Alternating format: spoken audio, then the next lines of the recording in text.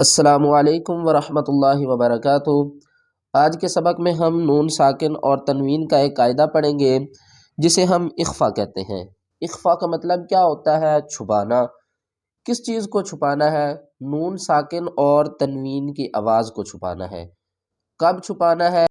نورانی قاعدے کا lesson number جو 11 ہے اس تختی میں اس کا بتانا بہت ضروری تھا۔ نون ساکن اور تنوین کی آواز کو اس وقت چھپایا جاتا ہے جب نون ساکن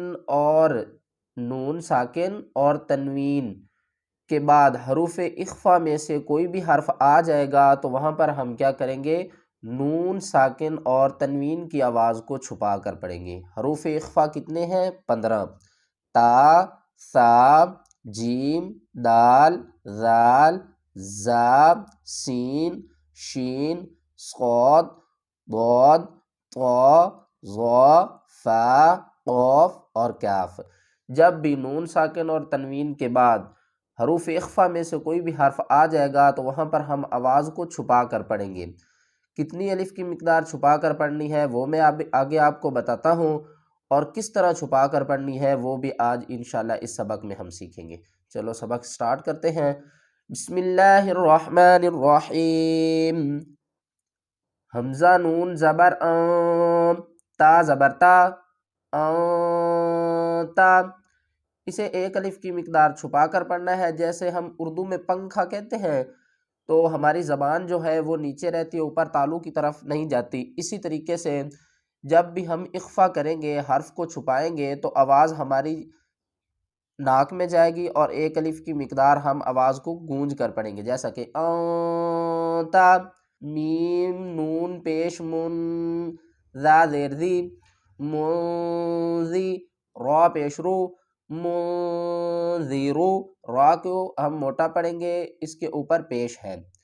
انت منذرو، کاف زیر کی، را الف زبر را کی را، میم دو زبر مم کی را مم، کاف الف زبر کا، تا زیر تی، کاتی، با یا زیر بی، کاتبی، نون زبر نا، کاتبین، کراما کاتبین،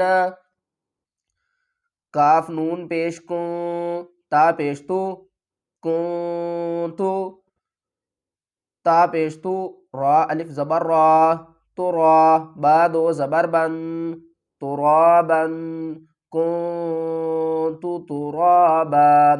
آگے میں آپ کو سارے بتاتا جاتا ہوں۔ یہاں پر آپ دیکھیں تو یتیما فآوا، یہاں پر بھی ہم کیا کر رہے ہیں؟ تنوین کی آواز کو ہم کیا کر رہے ہیں؟ چھپا رہے ہیں۔ کہاں چھپا رہے ہیں؟ ناک میں چھپا رہے ہیں۔ آگے کیا ہے؟ فا، حروف اخفا میں سے فا آ رہا ہے تو ہم کیا کریں گے؟ میم کی آواز کو چھپا کر پڑھیں گے۔ یتیما فآوا، یہاں پر آپ دیکھیں تو نون کیا ہے؟ ساکن۔ آگے کیا ہے؟ حروف اخفا میں سے دال، من دخل، من دخل۔ آگے کیا ہے؟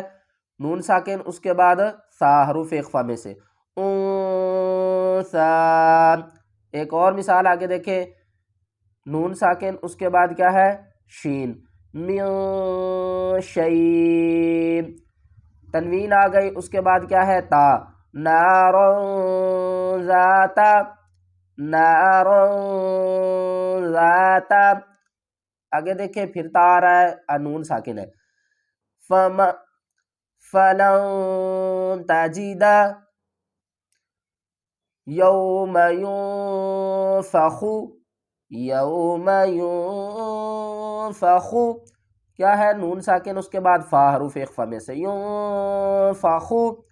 آگے دیکھیں تو آ رہا ہے حروف اخفا میں سے، من طغی، من طغی۔ آواز کو ہم نے چھپانا ہے، اس طرح اس کو نہیں پڑھا من، یہ کیا ہو جائے گا؟ اظہار ہو جائے گا، یعنی ہم نون کی آواز کو ظاہر کر رہے ہیں۔ جیسے یہاں پر آپ دیکھیں انتا، انتا کریں گے تو کیا کریں گے؟ نون کی آواز کو ظاہر کر دیں گے، یہاں پر کیا ہو جائے گا؟